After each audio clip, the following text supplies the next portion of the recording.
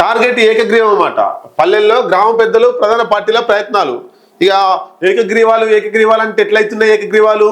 ఒక నాయకుడిని మంచి ఏకగ్రీవం అంటే ఏంటంటే ఒక మంచి నాయకుడిని ఆ ఊర్లో రాజకీయాలకు అతీతంగా ఆ గ్రామ అభివృద్ధి కోసం ఈయనను సర్పంచ్ చేస్తే ఈ గ్రామం అభివృద్ధి అవుతుంది, ఈ గ్రామంలో అక్షరాస్యత బాగుపడుతుంది, వైద్యం అందుతుంది, నీళ్లు, సాగునీరు, త్రాగునీరు సదుపాయాలన్నీ కూడా కల్పిస్తాడు, ఈ నాయకుడి మీద నమ్మకం ఉందని చెప్పేసి ఊరు ప్రజలంతా ఏకమై ఏ పార్టీలు లేకుండా మేము ఈయననే సర్పంచ్ ఎన్నుకుంటున్నాం అంటే దాన్ని ఏకగ్రీవం అంటారు. కానీ ఈ రోజులలో ఏకగ్రీవం ఎట్లయితుంది అంటే ఇక వ్యాపారం లాగా అయిపోయింది.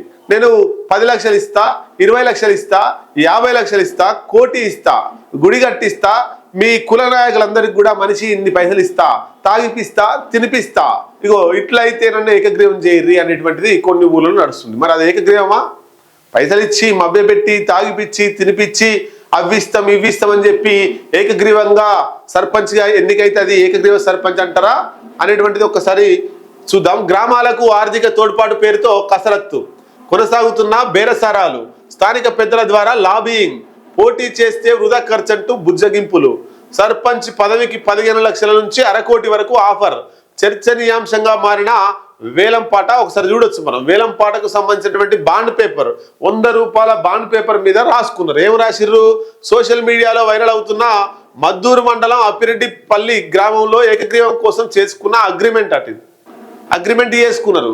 మొత్తం మీద ఇందులో ఒప్పంద పత్రము అని రాసుకొని దానికి సంబంధించి మొత్తం ఎట్లా దస్తూరి కూడా రాసి సంతకం పెట్టిరు.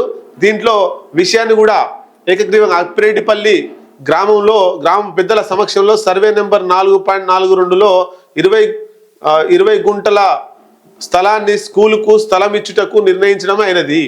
అంటే ఈ ఎన్నికలకు సంబంధించి ఏదో ఒక తాయిలాగా ముట్టంది, ఏకగ్రీవం అయితలేవు.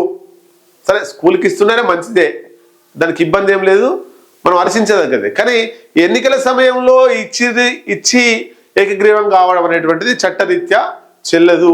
ఇట్లాంటి బయటకు వస్తే అవన్నీ కూడా రద్దయిపోతాయి. సో ఏకగ్రీవాలను వెంటనే ప్రకటించొద్దట, ఏకగ్రీవమైన సర్పంచులను వెంటనే ప్రకటించొద్దు.